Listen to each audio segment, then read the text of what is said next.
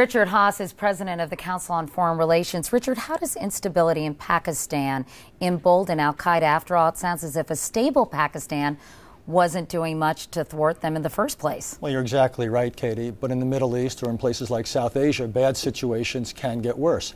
Al-Qaeda has sanctuary in Pakistan, but it's beginning to seep out of the western parts of the country. You're beginning to see signs of it getting more active in some of the cities. And if there's a breakdown of order, you can be well assured that Al-Qaeda will try to fill the gaps. Some have suggested that the U.S. hasn't gone after Osama bin Laden as aggressively because it didn't want to destabilize Pakistan. Do you think that strategy might change? The short answer is no. You need a partner. Pakistan is a sovereign country.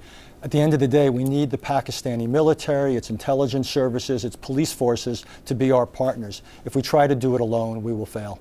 Obviously, Musharraf's trying to cling to power. How did he grow to be so unpopular and in this position?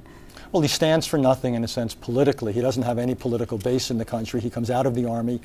There's resistance in a country like Pakistan to the army taking a major role in politics, and he hasn't delivered. A lot of the country sees what's going on and they say, not good enough. President Bush has asked him to give up his military post, has recommended democratic elections as soon as possible. What else can the United States do in this situation?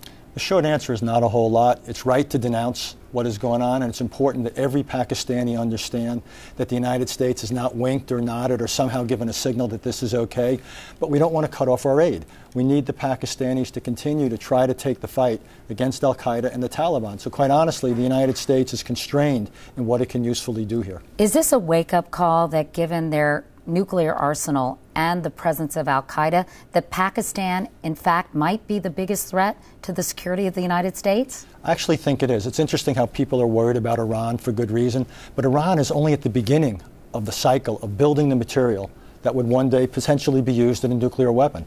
Pakistan's there. It's got dozens of weapons, it has an unstable government, and it's the sanctuary for al-Qaeda and the Taliban. If that doesn't worry somebody, I don't know what would. How do you see this playing out? Well, the most dangerous thing is that instability grows, the government loses power, and the country essentially gets messier and messier. My hunch, though, is more likely the army steps in. At the end of the day, the army is not going to give up everything for Musharraf. If they see that order is impossible, I believe the army will come in, get rid of him, put one of their own, somebody else in there, and once again start the process towards a political transition. Richard Haass. Richard, thank you so much. Thank you.